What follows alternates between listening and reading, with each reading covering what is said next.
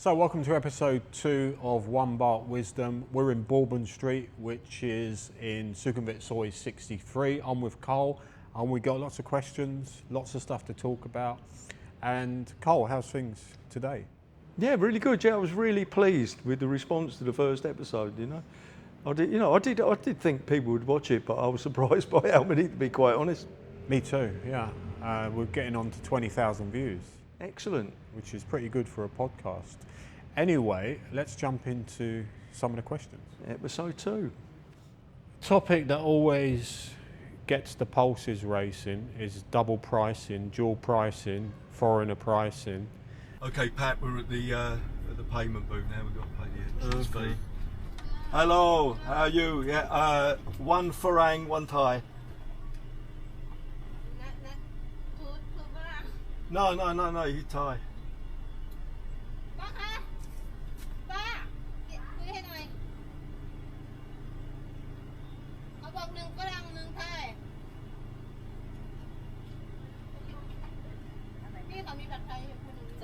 Yeah. I'm Farang. He's Thai.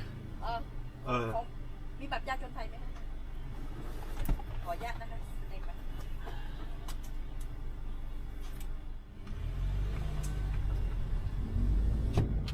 I would love to be able to do that. A couple of months ago, they announced that the BTS, the MRT and the airport rail line would have 20 baht fares. I was on the red line the other day going up to Don Mueang, and I've been on the purple line recently, and they're all 20 baht flat fares, but those fares are for everyone, including foreigners. The BTS, MRT and airport rail line fares coming out from September will be 20 baht only for Thais. Really? And that has quite naturally caused a bit of friction on social media and in discussions in general, because some people say it's racist, xenophobic, all the usual thing. I came to the conclusion that I don't think they're going to make it for foreigners. It's going to be just Thais, but I reckon that if you're on a year's visa or more, you should get the 20 baht fare. Yeah, I definitely agree to that, and it's a subject that's close to my heart, Pat, because as you know, I spend a lot of time visiting Thai national parks. And if you go to one of the most popular Khao Yai National Park, Thai people pay 40 baht and foreigners pay 400. And that obviously that's quite a difference. In some ways you could kind of justify it. You could say, well, that's Thai people's natural heritage. But at the same time, it is discrimination, isn't it? Because it's that much difference, then yeah. If it was like 80 baht for foreigners, 40 for Thais, you could possibly make an argument to say, oh well, yeah, if you're local. It's still discrimination, and it's something that it depends what mood I'm in. Like sometimes I'll just 400 baht, but there've been other times where I've sort of really put up quite an argument. I'll start speaking to him Thai and trying to argue my case. That what do they say? It's discrimination. Well, they just say you're not Thai. They just dig their heels in. I say that. There have been a couple of times where they've given me the local rate. One of them was when a national park ranger I knew at Khao Yai at the South Gate was manning the booth. And as I went in, what I did was, if I'm in a mood to argue, I pull out my Thai ID card, which is a Thai ID card for foreigners, one of the pink cards. But it's officially issued by the Thai government. So I handed it to him, and he just kind of looked, and then I gave him the money, and he gave me back the change for paying the Thai rate. I have had once at a national park up in Loy province where the guy says, I said something, and he said, don't worry, yeah, we don't want to overcharge foreigners here, and he gave me the local rate. But by and large, they just dig their heels in. And I think it's a situation that people speak to them about quite often. So some of them, they just get really stubborn about it, you know. But the thing I think that really irks me, even if you get beyond the fact that it's discrimination, you know, even if you can justify it, if you believe that foreigners over here have got more spending money, even, you know, even if the Thais might arrive in a Mercedes-Benz, you know, and you might turn up in a tuk-tuk. Even that aside is, I can't see what was wrong with the system that they had before, which was if you had a Thai driving licence, you had a Thai family, or if you spoke Thai. You know, in other words, if you could show within reason that you lived here, you would get the local rate, which kind of ties in with what you were saying. Yeah.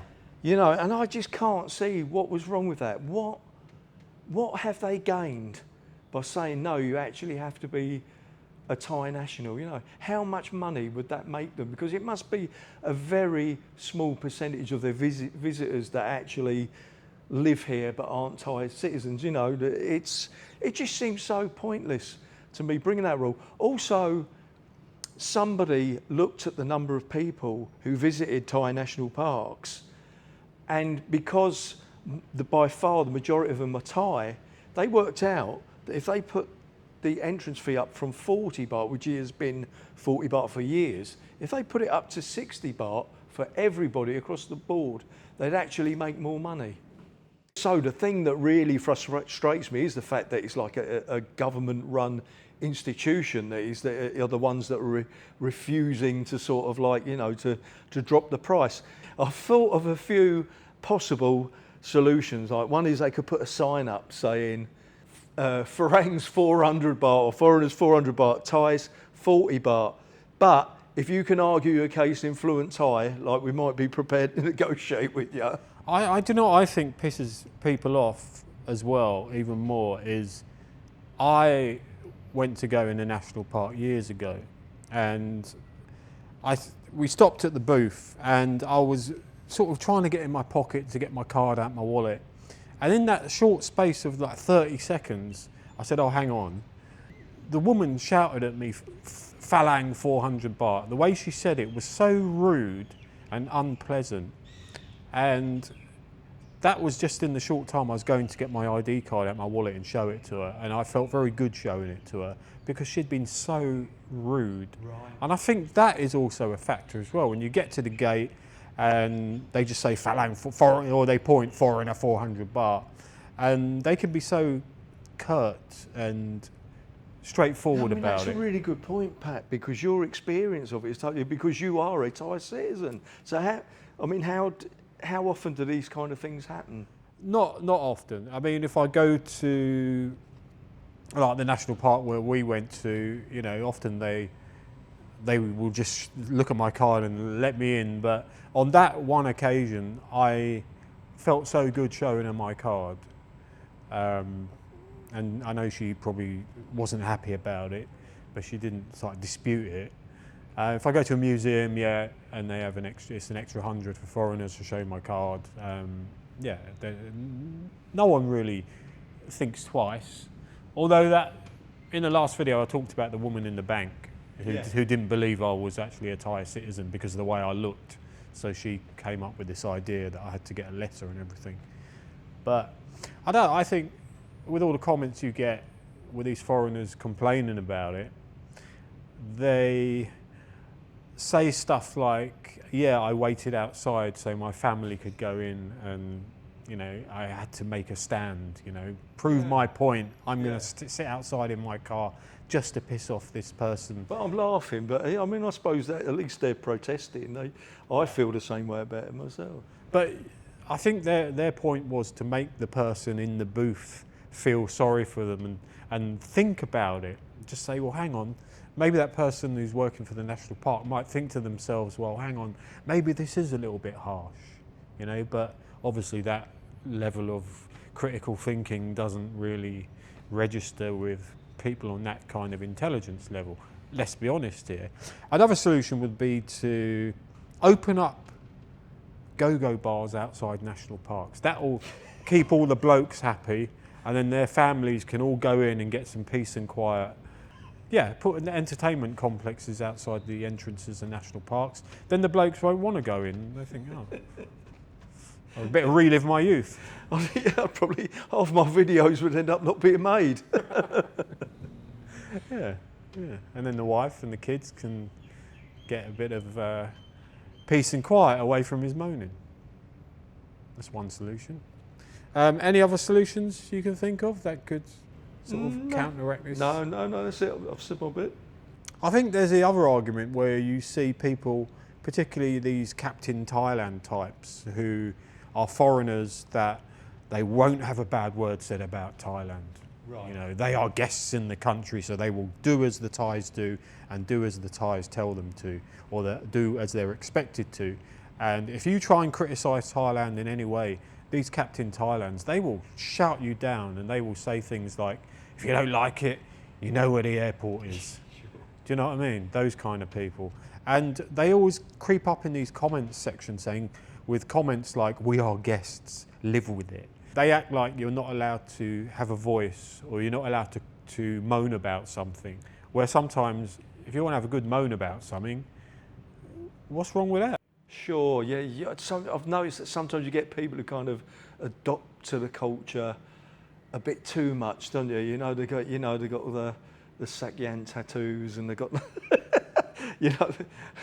they got loads of Buddhas, which I don't, they got loads of Buddha images or whatever, and they take it all a bit seriously, which I guess is fine if they really believe it. Yeah. They really believe in it. Yeah, just because you're a guest in somebody's country doesn't mean to say that you might not have legitimate grumbles sometimes. Yeah. I know. There was one comment on the last One Baht Wisdom, and I just deleted it. I didn't read it properly because you know what I saw at the end of the sentence? The word period. He was moaning about something, so he was making his point. You know, when some people, Americans say it, didn't they? Oh yeah, I'm not going to do this, period. And I saw that comment. I just saw the word period. I knew he was moaning, so I just deleted it. Right. So don't do that in my comment section, because that's what. Period. Yeah. I've had enough of it. Period. Yeah. Carl, interesting question here. It says, why is it so difficult to date in the USA versus Thailand? Oh, I don't know, is it? I've never tried to date in the USA. Me so neither. that's the simple answer to that one. And I guess everybody's going to have a different perspective on that, aren't they? You know, because it's a question that really you've got to answer from your own experience. Carl, one question I get asked a lot by people visiting is, there seems to be this holy grail that people want to find, and that is this 30 baht street food, this elusive, cheap street food that people want to find and eat. I'm not a prolific eater of street food, but I will eat it. You know, but it's just not something I do all the time. 30 baht, you're not going to get much for that these days. You know, maybe a couple of hot dog sausages on a stick or something. What I do like sometimes, you'll just have something like a khao mangai, you know, like the chicken with the rice and the soup with it, or you know, a kapow. But I think the prices these days are kind of more like 50, 60 baht region for that kind of thing. I do see people doing videos, and I think I'd say half of them are claiming that it's cheaper than it actually is what they pay for it, because they want it to sound, you know, impressive, don't they? Yeah, I suppose it catches people's attention, doesn't it? It's something you can put on the title, you know, I found the cheapest and the best. But, you know, no, I mean, I think it's a cool aspect of Thailand, is street food, and by and large it's good. But yeah, 30 baht, yeah, you're pushing it a bit. Yeah, I think I last ate 30 baht street food about 10 years ago, and it was the lowest quality meat you could find. And another thing that people don't take into consideration is that you can't just sit down and eat anywhere. Some places look really filthy, and they're really unhygienic. You know, and I tell people this, you know, there's some great street food out there, but there's also some terrible street food out there. Sure. Yeah. Carl, there was a question sent to your channel, wasn't there? That's right. This is from Steve Walker. Really enjoyed One Baht Wisdom. I have a question for your next show. What is it with Pat's obsession for cats, and what animals do you like? Over to you, Pat. Obsession. I love cats. I love dogs as well. It's just that cats are friendlier to me than dogs are when I'm out and about. I can have food with me and the dog will just turn its nose up and walk away. Whereas a cat, you know, if it's hungry, it will eat and it will be friendly. Right. So some people would call it an obsession, I suppose, but no, I don't think it is. Is it something that's always been with you, or is it just something that... Yeah, we grew up with 5 cats. Oh, right, At okay. home, yeah, and rabbits as well. Okay, right. So yeah, we've always loved animals. My favourite animal is also a cat, but it's a specific cat, a tiger. Absolutely love tigers. And I've been in a fortunate position, something I feel really, really fortunate, where I've actually seen wild tigers in Thailand 2 times. You know, both occasions a long time ago. But it just, there's something about the atmosphere in a jungle when tigers are around. Going back over 30 years in the days when they used to still have tigers at Khao Yai National Park, you'd go there and in the evening or in the morning, if there was a tiger around, all the animals would be on edge. You know, you'd get all the deer would like be barking to each other. You know, everything would be going potty, and also that the animals were really nervous. Whereas, you know, they haven't had tigers there for about 15, 20 years now. And now, like, nothing's scared of anything. You know, like the deer would just wander around people's tents and lollop around. I mean, I've literally had, it's on video, I've literally had a porcupine walk underneath my seat at the campsite at Khao Yai, you know. And I suppose that's sort of nice in its way, but it's sort of like, they're so rare. You know, it was something when I started coming to Thailand that I really wanted to do, was see a wild tiger. And it was something that I had to put a lot of work and dedication in. You know, I'd spend so much time at Khao Yai National Park. I befriended rangers that were stationed far out in the jungle.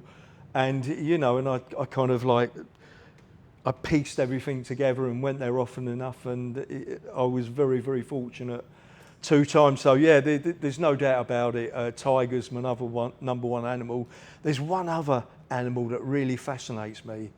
And although it's also called a tiger, it's not actually a tiger. That's the thylacine or Tasmanian tiger, which was like it was a marsupial predator that existed on Australian mainland, Tasmania, and also in parts of Papua New Guinea. And gradually over thousands of years, it reached a stage where it only existed on Tasmania, or so they say. Some people still say it might exist on the mainland. Now, these animals definitely existed. You know, we've got taxidermies of them. There's video footage of them that were taken in the 20s and 30s. And officially, they became extinct in 1936. Or they didn't. They were declared extinct, I think, in 1986. If you search that on Tasmanian tiger on YouTube, and there's lots of places where they posted the old videos of them. You know, if I had unlimited wealth or something and I wanted a kind of active retirement, I'd probably become a thylacine hunter. You know, I just love that.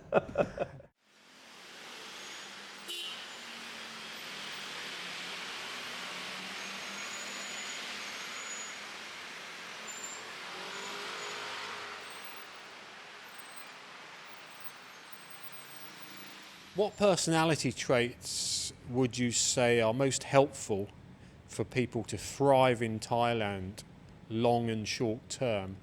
And what kind of personalities do you see struggle here? I was at immigration many years ago picking up my residency, and there was another guy there, another American, and it was actually embarrassing. He was getting angry because the Thais were doing the Thai way. They were talking in between doing their duties, and he was getting exasperated and getting angry, and all they did then was just make him wait longer, as they should have, because he was really being out of order. I get up there, I smiled, give them a big sawadee kap, how y'all doing today? And they all break into a smile, and I'm in and out of there in no time. I don't understand some people that come here and want to push other people around because the locals keep smiling, and they think they can get away with things they wouldn't get away with anywhere else in the world. Do you get a lot of people who come here to Bourbon Street, see you sitting at the bar and start talking and moaning about their life and how bad it is and how great it was back home? Yes, quite often, and I just tell them that I think it's great to be alive and have a job. People say, man, it sure is hot. Well, I come from New Orleans. It's hot there too. I worked in the Middle East. It was hot there too. My feet hurt a lot when I get in cold weather, so I'm real happy here. Doug, you're not the only spicy food restaurant here in Ekamai. Most people know Mark Ween's place just down the road there. But I think your place is definitely on the map and has been since it was in Washington Square. Tell us a little bit about Cajun food. Okay, yeah, I hear Pet Mark has got a great product, but I haven't been there, but I've heard some good things about his kapow, and that's the only thing he has. Kapow is one of our best sellers with the local Thai clientele that comes in. They've always got a plate of kapow along with our Cajun food, which descends from French and Spanish and Creole, but we also have smoked ribs, we have pizza, we have Mexican food, and every second Tuesday of the month we have a Mexican buffet that's been real popular for many years. In September, we'll have our 39-year anniversary that I started the business here. Wow, and are you going back to 1986 prices? Doesn't everybody wish? If I could get all my suppliers to go back to 1986 prices, you can bet your bottom dollar I would.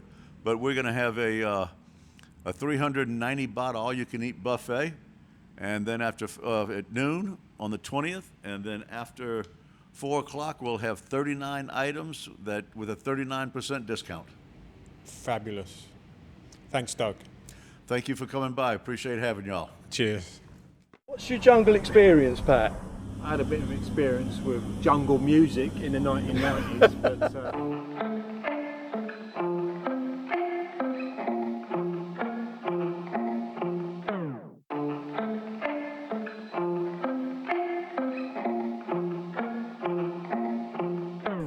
Right, Pat. Yeah. That's it, mate. We're just about to exit the jungle, mate. oh, I'm glad to hear that. I think you did bloody well, mate. I'm impressed. Obviously, all that pounding the pavements in Bangkok Definitely. has paid off, mate. You can cut out a bit of the tiger chasing me. It's getting a bit late, actually. There's not many cars about, and we've got to hitch a lift back to our car at the HQ. Hitch a lift? Yeah, I'm serious. What, like that? Yeah, I'm going to see. Look, there ain't many cars about now because people won't be. So I'm going to see if this one will give us a lift there. Now, see, wonderful Thailand. We've got some wonderful Farangs have helped us out. We did a loop through the jungle. Oh, did you really? Yeah. Well, good on you. Yeah, we've done about 8 kilometres. We're too lazy. We read that map and thought, you gotta be kidding me.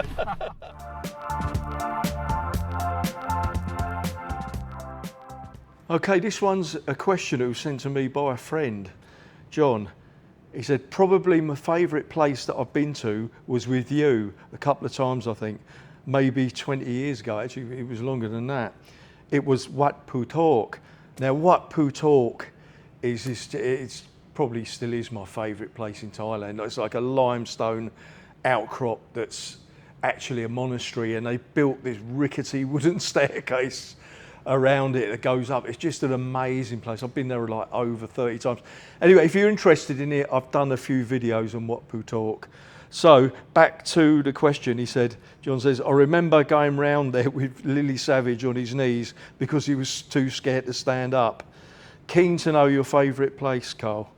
Yeah, it probably still is Wat Phutok, but there's another cool place called Hup Pass, the one, which means like Heaven Valley, which is in Ratchaburi, which is like this old, there was this cult, quite a history to it. This cult built these statues on top of a hill, like Christ the Redeemer and a Buddhist statue, and a really incredible place with a fascinating, quite recent history. I've done a couple of videos on that, but that is one place that really blows me away.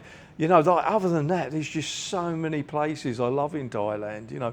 What I love about Thailand is you can just you know, a place can be sort of magical just for that moment. Do you know what I mean? You know, you're on a motorbike or in a car somewhere, and you pull over some spot and there's just a lovely sunset or something, you know. But Thailand just, it never fails to amaze me. It just blows me away. How about you, Pat?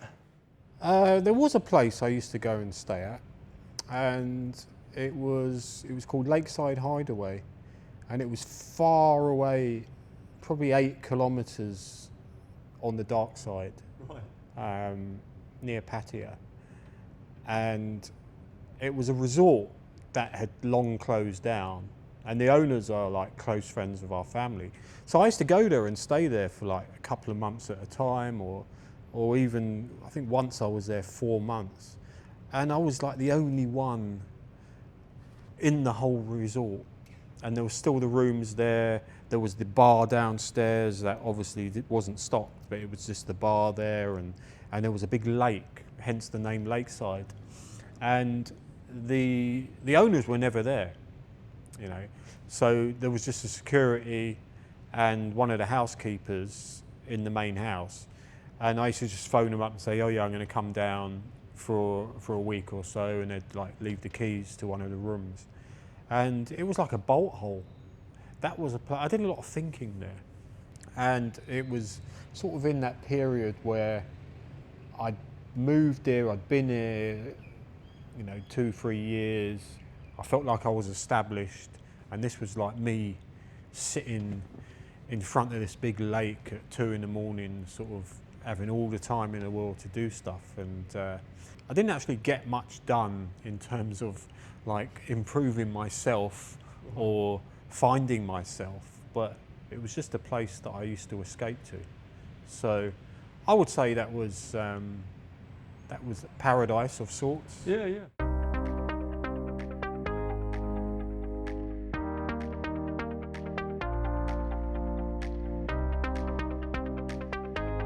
Bangkok, hectic lifestyle, tight schedule, demanding deadlines, working long hours, no time to chill, weather's too hot, traffic's terrible, that street food's not as healthy as you think, too much sugar, too much caffeine, too much booze, not enough energy, you need a bit of zing in your life.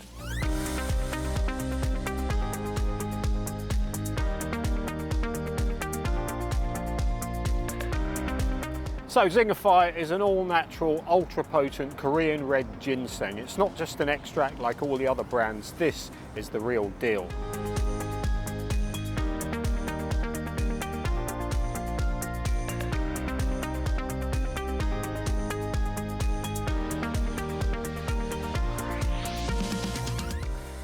The mistake people make with ginseng is they think it's going to be an instant hit. And the advertisers certainly give you that impression. So people start taking it, after 1 or 2 weeks, they don't feel anything, so they think it's not working. They stop and they put the jar at the back of the cupboard, never to be seen again. But ginseng takes time to work its way around your body and get into your system. For me, that was about 6 weeks. And I always had trouble getting out of bed in the morning because I always stay up late editing videos. And over time, I started to feel a little bit more energy. Whereas in the past, I would just wake up, roll over, go back to sleep, and then wake up late. Now I can't wait to face the day. It's also improved my focus overall and my short-term memory. So I definitely recommend ZINGIFI, and there's a discount code on the screen in the description to get you 20% off. So give ZINGIFI a try and put a bit of zing in your life.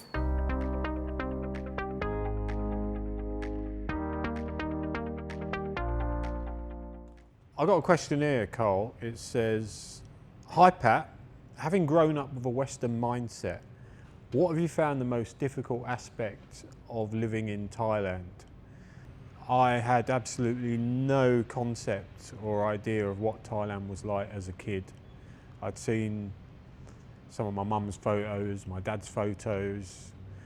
When I first moved here, I actually seeked out other people who were half Thai to make friends with, because someone suggested it. They said, oh, if you go to this bar or this club or this place, there's a lot of other half Thai people go there.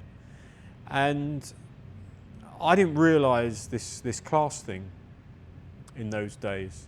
existed. So I'd meet other people who were half Thai, mostly about the same age. I was 25, 26 at that time. And they were from a totally different world. They grew up in this international school, expat, rich bubble, Right. like as they do here. And I obviously hadn't. So when we were talking about ourselves and stuff, and I was telling them about where I grew up, what I did, you know, and I was telling them about stories about, when I was broke or when I was skint or I come from Finsbury Park, it doesn't kind of resonate with these kind of people. You don't get on any common ground, and needless to say, I didn't make any friends in that circle. So then I sort of seeked out a sort of expat kind of scene, and that is where I met sort of older guys who would give me bits of advice. And I remember one guy, he was telling me all about why Thais hate foreigners. He goes, they hate us Farangs because we come over here, we throw our money around, we take all the best women, and we got bigger dicks. Is that what you said? That's what he said, yeah. And the way he told me, it was like, we were sitting in the pub, it was a Bull's Head, actually. And I remember distinctly, because this Thai guy, one of the staff, walked past and he sort of pulled me closer, like he didn't want him to hear it. He goes, yeah, this is why Thai men hate us, because we've got bigger dicks, yeah.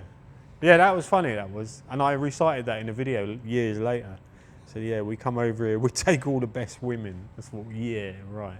And then I didn't realise till years later how much bullshit that was. Yeah. That he'd told me, you know, foreigners don't come here and take all the best women. No, definitely not. But in his small world, you know. And in those days, there was expat forums. Yeah. There was a Ajahn forum, Teak Door came later. Thai Visa forum I never really got along with, probably because of the moderators. And they're famous for it, being complete and utter is the right word. And I think a lot of people would agree with that. But I'll tell you one thing with the forums, that a lot of these questions that they're leading with on the title of YouTube videos, you know, to get attention, these are all discussions that people were having 15 years ago. You know, they're all, you know, it's all the same stuff. It's the same stuff just churned over. And I think that's part of the reason I'm just not interested in it or doing videos about that, is because I've seen like every argument discussed on these forums, you know, over and over and over again, you know, and I know every counter argument. But yeah, there were a lot of forums. They were good for socialising. There were people who would meet in the real world. I remember myself and Matt organised the first ever Ajahn forum meetup, and it was a teachers' discussion forum. And we all met in the beer garden that was on that piece of wasteland between Sukhumvit Soi 13 and 15. Right. And I believe it's the Regency Hotel, I think. The Hyatt Hotel. Right. Yeah. Right. The Hyatt Hotel is there now with the black cat. Obviously when we were there, the black cat wasn't there, but there used to be this beer garden. And it was literally in the middle. It was just after they knocked down Clinton Plaza. Right. Yeah, just after that. And we all met there. And in those days, it was a novelty to meet people in the real world. Yeah. That you'd only ever interacted with facelessly online. And we all had this idea that it was going to be really weird for some reason. I actually made a couple of friends in that night. Two of them one of them I still know today. I still talk to him, actually. And then Matt, he sadly passed away about 3 years ago. And I knew him really well. Right. Yeah, he was a really nice guy. So I know there are some people watching this now who would have known him. And yeah, he was a really good guy. My experiences mirror yours, and to that I've still got quite a few good friends that I met on internet forums, you know, 10, 15 years ago. Yeah, and then they were important, weren't they? Those forums back then. They were a kind of lifeline in a way, because if I didn't, if I didn't partake in those forums in those days, I would never have done what I did, and probably even stayed in Thailand as long as I did. Because you meet people, it brings about a chain reaction of events in your life. Yeah. So yeah, the good old days of the online discussion forums. And as for having a Western mindset, that sort of blended into a Thai mindset that evolved in me. So I would say there wasn't a huge cultural change in that sense. I didn't have to make sacrifices and change the way I live my life or do things. So overall, I think it was a smooth transition. Right, there you go. Carl, I want to ask you this question, because I believe, and I haven't seen it for myself, or maybe I did and I didn't notice. This question says, why is Thailand the land of excess electrical wires? But isn't Beach Road all sort of wire free now? Yeah, they've really they've had a bit of a clamp down. Yeah, definitely. Walking Street. Yeah, Walking Street about a year or two back, they just totally took down all the signs that were hanging over the street and tidied everything up. So I bet there were some old guys moaning that the character has been lost. I didn't notice any, but I mean, I do get the point of the question. It is kind of legendary for its wires, and a year or two back there was that incident, wasn't there, where there was a python got caught up in Pattaya. It got caught up a telegraph pole with all these wires, and it got electrocuted. It actually caught fire. Oh, that does happen. Yeah. That's happened where I lived in Bangkok. They said a snake was actually on the transformer, right, on the top of the pole, and shorted it out. Yeah. Right. I saw Khao San Road, and it was the first time I noticed it last week. Was all the signs have gone, right? All the street signs, and that was the part of the character of Khao San Road. There's photos that people take at night in the old days with all the signs lit up. Yeah. They're all gone, man. Right. Yeah, it's weird. Yeah. Right, it does. It certainly changed the atmosphere of Walking Street a bit. That's for sure. I know when they did it on Beach Road, I remember reading about it, and they likened it to like Miami Beach. So Carl, what's that thing I say at the end of my videos? Oh yeah, that just about sums up One Baht Wisdom. Don't forget to follow Carl's Thailand. This man goes to some places no one else has ever been to. So I think that's a good enough reason to subscribe to his channel. And if you've got any questions for future episodes of One Baht Wisdom, please leave them.